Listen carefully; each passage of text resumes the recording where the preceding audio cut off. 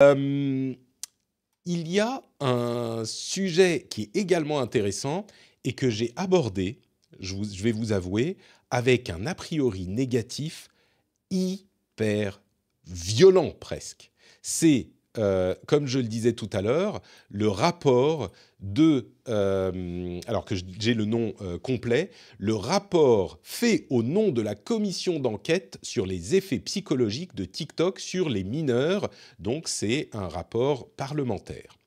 Et je suis allé le voir il y a quelques jours et j'ai regardé la version PDF, elle fait genre 350 pages. 350 pages. Alors, j'ai quand même investigué un petit peu la chose parce que je suis quelqu'un de sérieux et ça me paraissait important. Et donc, je suis allé essayer de retrouver les parties intéressantes du rapport. Et les parties intéressantes, j'ai lu plusieurs articles dessus, mais la chose qui est vraiment intéressante, c'est les recommandations spécifiques. Et pour les obtenir, on peut simplement aller sur la version web que je vous mettrai en lien dans la newsletter et chercher liste des recommandations. Et du coup, on a les 43 recommandations. J'ai lu un petit peu autour, mais j'ai surtout lu ces 43 recommandations. Et de là que j'y allais en disant mais c'est quoi ces trucs, ils comprennent rien à TikTok, ils font n'importe quoi, machin, encore des politiciens qui dramatise pour le média, mais c'est quoi ces gens, ils comprennent rien, ils font n'importe quoi, encore ils vont vouloir interdire tout, machin. Eh ben en fait, il y a dans le lot des, euh, des suggestions qui sont pas si bêtes et certaines même qui sont carrément peut-être, il faut que j'y réfléchisse plus, mais peut-être derrière lesquelles je pourrais me positionner. Par exemple, alors je vais vous en donner quelques-unes, il y en a pas mal, mais il suggère que pour les comptes de mineurs, on n'ait droit qu'aux abonnements volontaires sur TikTok. Donc il n'y ait pas de page For You. Alors évidemment, TikTok, ils ne vont pas aimer, mais peut-être que c'est un moyen d'utiliser le service sans les aspects addictifs. Ils disent aussi pas de flux infini par défaut et qui soit chronologique et pas modifiable pour les mineurs. Il faudrait renforcer le cadre juridique des délits du type cyberharcèlement en incluant l'idéologie masculiniste dans les délits de cyberharcèlement. Il voudrait interdire totalement les lives avec soutien financier aux mineurs. J'y avais jamais pensé, mais pourquoi pas. Qualifier les dons sur TikTok de jeux d'argent. Alors ça, je suis un petit peu plus genre, mais avec des messages de prévention et ce genre de choses. Il y a pas mal de volets sur la prévention. Il suggère la vérification de l'âge avec un outil développé au niveau européen. Bon, ça, faudra voir. Un système de signaleurs avec financement public financé en fait par les réseaux sociaux à hauteur de leur chiffre d'affaires. C'est-à-dire qu'il y aurait une organisation, ensuite ça serait redistribué à des organisations non gouvernementales peut-être, ou peut-être un truc géré par le gouvernement, mais financé par ces sociétés à hauteur de leur chiffre d'affaires, une petite taxe. Là encore, pourquoi pas? Donc un système qui serait pollueur-payeur pour l'impact sur la santé et l'environnement, une mise à jour du site je protège mon enfant.gouv.fr avec une campagne nationale de communication sur les réseaux sociaux et sur les mineurs et sur le site lui-même qui existe, je ne savais même pas qu'il existait, former les équipes éducatives, renforcer les moyens consacrés au repérage des troubles, un couvre-feu numérique, là encore je suis un petit peu... Bon, peut-être. Pour les sites à recommandation de contenu visant à capter l'attention des utilisateurs, avec une campagne de com à ce propos, donc un couvre-feu numérique de 22h à 8h, là encore c'est peut-être discutable, labellisation des apps et des systèmes de contrôle parental. C'est difficile de s'y retrouver, comme les labels pour l'énergie, les labels pour la nutrition, bah, peut-être qu'il faudrait un truc là-dessus. Généraliser le portable en pause dans tous les établissements, ok. La promotion et le label de téléphones sans accès Internet qui sont trop peu connus. Vous saviez qu'il y avait des téléphones sans accès Internet ?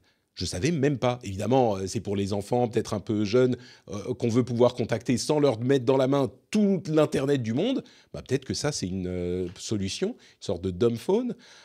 Accompagner les collectivités et prioriser les investissements pour des activités périscolaires, enfants et ados, y compris ouverture d'espaces scolaires surveillés le samedi et le dimanche, ou avant ou après l'école, pour pouvoir accueillir les gens, justement, leur donner des choses à faire aux enfants.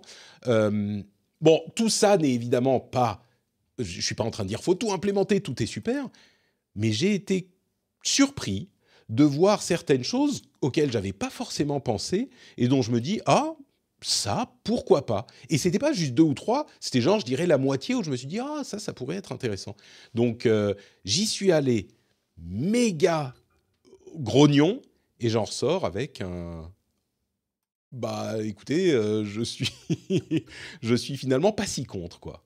Est-ce que je vous ai convaincu avec certaines de ces recommandations? Il y en a plein d'autres, hein, allez voir le document.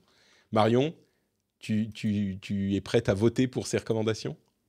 Bah, je suis la moins bien positionnée d'entre nous puisque je suis la seule à ne pas avoir d'enfant. Donc, honnêtement, je n'ai pas cette expérience de parent ou de m'inquiéter pour mon enfant, mais je trouve en tout cas intéressant d'avoir, des mesures qui ne sont pas simplement arrêter d'utiliser TikTok, Mmh, ou du contrôle absolu. Quelles mesures on peut permettre pour, nos enfants de se familiariser en toute sécurité avec des réseaux sociaux qui font partie, qu'on le veuille ou non, de notre quotidien, et donc les aider à, naviguer ces outils avec plus de sécurité. Moi, je trouve ça intéressant. Je suis curieuse de voir parce que tu as tiqué, tu as pas mal tiqué sur le couvre-feu numérique, de 22 heures à 8 heures pour les 15-18. Je suis curieuse de savoir pourquoi, Patrick? Ça me paraît compliqué à implémenter parce que ça implique forcément une surveillance de l'âge. Et puis, tu vois, à 18 ans, jusqu'à 18 ans, enfin, ça va, 18 ans, tu peux avoir accès à 22. Ça me paraît âgé, quoi, pour ce genre de choses.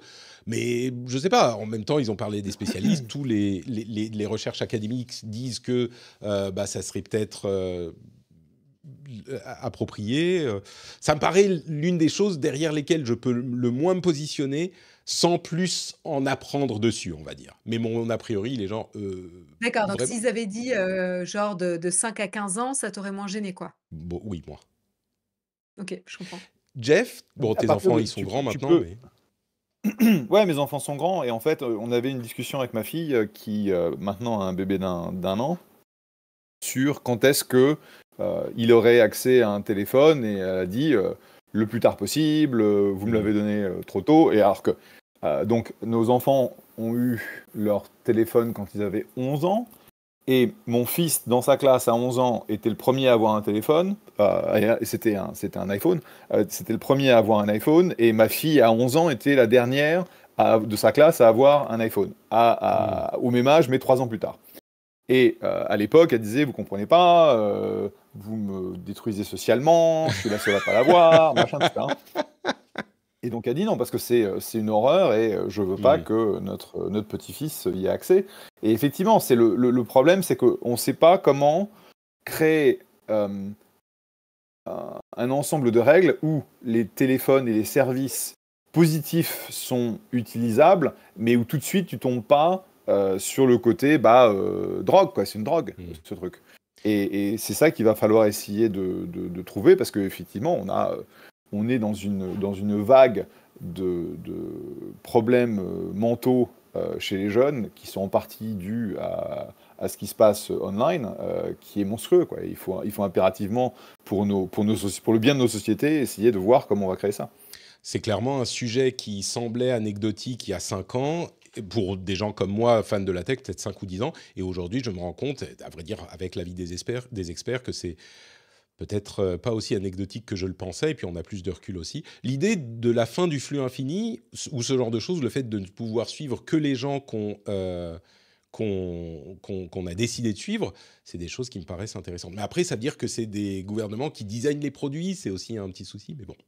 Bon, écoutez, très C'est rapidement... en tout cas, c'est pas pour n'importe qui, tu vois? C'est Hmm, pour les mineurs et il y a toujours eu un encadrement, enfin, en tout cas, je sais pas s'il y a toujours eu, non, certainement pas. Mais en tout cas, il y a eu, un effort sur la protection, notamment des plus jeunes, et je suis d'accord avec toi qu'on peut se questionner sur 18 ans et cetera, je suis tout à fait d'accord.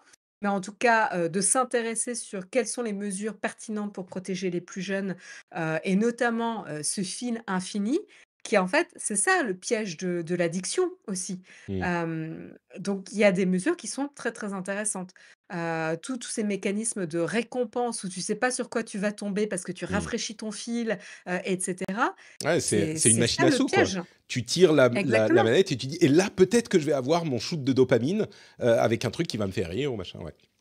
Et pareil, tout ce qui pourrait être, de près ou de loin, s'approcher de tout ce qui est mécanisme de jeu d'argent, ça aussi, c'est Mmh. une addiction connue.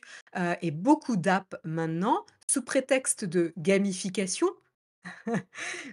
qui est la tendance et en fait, les mécanismes de jeu peuvent être, utilisés à bon escient pour adopter des habitudes de vie saines, mais peuvent aussi, être, utilisés à mauvais escient pour rémunérer des services, faire passer à l'achat et cetera et cetera.